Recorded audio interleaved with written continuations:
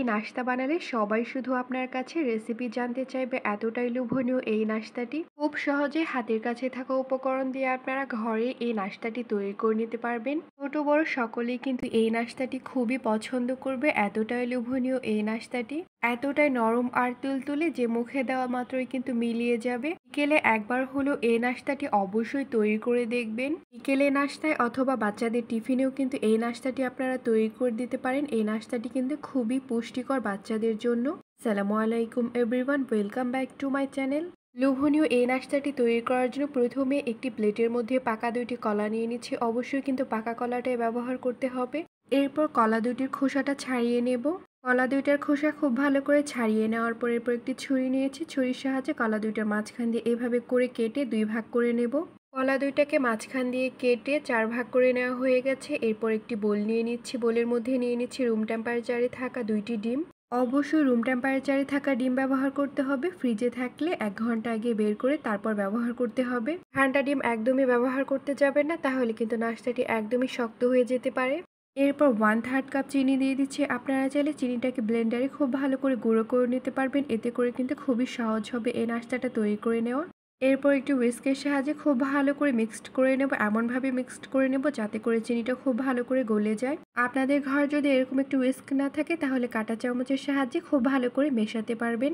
হুইস্কের সাহায্যে খুব ভালো করে মেশানো হয়ে গেছে। আমার মেশাতে প্রায় 7 থেকে 8 মিনিটের মতো সময় লেগেছে। আপনারা দেখতেই পাচ্ছেন ডিম আর চিনিটাকে খুব ভালো করে মেশানোর পর একটা ফোমি ভাব চলে এসেছে। এরপর 1/4 কাপ সাদা তেলটা দিয়ে দিচ্ছি। খুব বেশি পরিমাণে তেল ব্যবহার করবেন না, তাহলে কিন্তু নাস্তাটা চুপসে যেতে পারে, তাই পরিমাণ বুঝে তেলটা দেওয়ার চেষ্টা করবেন। এরপর খুবই সামান্য পরিমাণে এলাচের গুঁড়া দিয়ে দিচ্ছি, এতে করে যে কাঁচা ডিমের একটা গন্ধ আছে সেটা থাকবে না। আপনারা চাইলে ভ্যানিলা এসেন্স দিতে পারেন অথবা যে কোনো ফ্লেভারই কিন্তু অ্যাড করতে পারবেন, তবে এলাচের গুঁড়া ব্যবহার করলে খুব সুন্দর একটা ফ্লেভার পাওয়া যায়। আমার এলাচের গুঁড়ার ফ্লেভারটা খুবই ভালো লাগে। এরপর আবার হুইস্কের সাহায্যে তেল ও এলাচের গুঁড়াটাকে খুব ভালোভাবে মিক্সড করে নেব। এলাচের গুঁড়া ও তেলটাকে ডিম ও চিনির মিশ্রণের মধ্যে খুব ভালোভাবে মিক্সড করে নেওয়া হয়ে গেছে। এরপর একটি স্ট্রেনার নিয়ে নিচ্ছি। স্ট্রেনারে খুব ভালো করে চেলে নেব। এরপর নিয়ে নিচ্ছি 1/2 কাপ আটা। আপনারা চাইলে আটার পরিবর্তে ময়দাও ব্যবহার করতে পারবেন।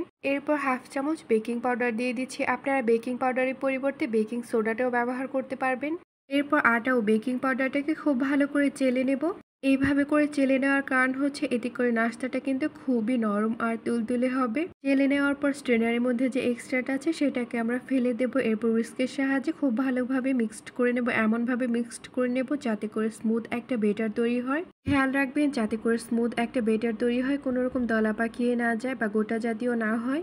হুইস্কের সাহায্যে স্মুথ একটা বেটার তৈরি করে নেওয়া হয়ে গেছে। আপনারা দেখতেই পাচ্ছেন বেটারটা ঠিক কতটা স্মুথ হয়েছে। এরপর 2 চামচ গুঁড়া দুধ দিয়ে দিচ্ছি। গুঁড়া দুধটা পুরোপুরি অপশনাল, আপনারা চাইলে বাদ দিতে পারবেন, তবে গুঁড়া দুধটা দিলে এই নাস্তাটা খেতে খুবই ভালো লাগবে। এরপর হুইস্কের সাহায্যে গুঁড়া দুধটাকে মিশ্রণের সাথে খুব ভালোভাবে মিক্সড করে নেব। হুইস্কের সাহায্যে গুঁড়া দুধটাকে মিশ্রণের সাথে খুব ভালো করে মিক্সড করে নেওয়া হয়ে গেছে। এরপর নিয়ে নিচ্ছি একটি মোল্ড। আপনারা চাইলে এই নাস্তাটা যে কোনো মোল্ডে অথবা যে কোনো স্টিলের বাটিতে অথবা কিন্তু ফ্রাই প্যানে তৈরি করে নিতে পারবেন। মোল্ডের মধ্যে অল্প একটু তেল দিয়ে দিয়েছিলাম। এখন তেলটাকে খুব ভালো করে ব্রাশ করে নিচ্ছি। এরপর মোল্ডের সাইজে একটা কাগজের টুকরো কেটে রেখেছিলাম, সেই কাগজের টুকরোটা মোল্ডের মধ্যে এভাবে করে সেট করে দিচ্ছি, এতে করে নিচে কোথাও লেগেও যাবে না, খুব সহজে উঠে আসবে। এরপর আমরা যে কলাগুলো কেটে রেখেছিলাম সেই কলাগুলো মোল্ডের মধ্যে এভাবে করে সাজিয়ে নেব। কলাগুলোকে মোল্ডের মধ্যে সাজিয়ে নেওয়ার পর এরপর যে বেটারটা তৈরি করে রেখেছিলাম সেই বেটারটা এই কলাগুলোর উপরে এভাবে করে ঢেলে দেব। বেটারটা কলাগুলোর উপরে ঢেলে দেওয়ার পর এরপর মোল্ডটাকে এভাবে করে কয়েকবার ট্যাপ করে নেব, এতে করে যদি কোথাও গ্যাপ থাকে সেটাও কিন্তু ফিল আপ হয়ে যাবে। এরপর চুলায় একটি প্যান বসিয়ে দিয়েছি। প্যানটাকে খুব ভালো করে গরম করে নেওয়ার পর এরপর মোলটাকে বসিয়ে দিচ্ছি। মোলটাকে বসিয়ে দেওয়ার পর ঢাকনা দিয়ে দেব। ঢাকনা দিয়ে দেওয়ার পর চুলার আঁচটা লো হিটে রেখে 1 ঘন্টার মতো বেক করে নিতে হবে। আপনাদের হয়তো বা কম বেশি সময় লাগতে পারে, কারণ সবার চুলার আঁচটা কিন্তু একরকম থাকে না, কারোরটা কম বা কারোরটা বেশি থাকে। ঘড়ি ধরে 1 ঘন্টা পর আমি ঢাকনাটা খুলে নিচ্ছি। এরপর কাঁটা চামচের সাহায্যে এইভাবে করে চেক করে নিচ্ছি। যদি কাঁটা চামচটি ক্লিন আসে তাহলে বুঝতে হবে একদম পারফেক্ট হয়েছে। এখন এই নাস্তাটাকে চুলা থেকে নামিয়ে একদম ঠান্ডা করে নিতে হবে। গরম অবস্থায় একদমই হাত দিতে যাবে না, তাহলে কিন্তু হাতে একদম ছ্যাঁকা লেগে যাবে। নাস্তাটাকে চুলা থেকে নামিয়ে একদম ঠান্ডা করে নেওয়া হয়ে গেছে। এরপর একটি ছুরির সাহায্যে চারপাশে এভাবে করে কেটে দিচ্ছি, এতে করে বের করে আনতে খুবই সহজ হবে।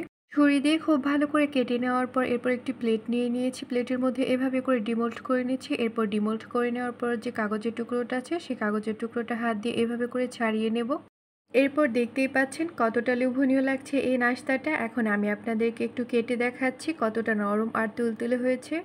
এই নাস্তাটা যে কতটা লোভনীয় হয়েছিল সেটা বলে বোঝানো যাবে না। সবাই কিন্তু পছন্দ করবে এই নাস্তাটি। বাসায় একবার হলে ট্রাই করে দেখবেন। ছোট বড় সকলেই কিন্তু খুবই পছন্দ করবে। বাচ্চাদের টিফিনেও কিন্তু এই নাস্তাটি তৈরি করে দিতে পারবেন। আর হ্যাঁ, যদি আমার এই রেসিপিটি আপনাদের ভালো লাগে তাহলে অবশ্যই লাইক, কমেন্ট এবং শেয়ার করবেন। ইউটিউব থেকে দেখে থাকলে সাবস্ক্রাইব করবেন। আর ফেসবুক পেজ থেকে দেখে থাকলে ফলো করবেন। আর আমার এই ভিডিওটি দেখার জন্য আপনাদের সবাইকে অনেক অনেক ধন্যবাদ। আল্লাহ হাফেজ।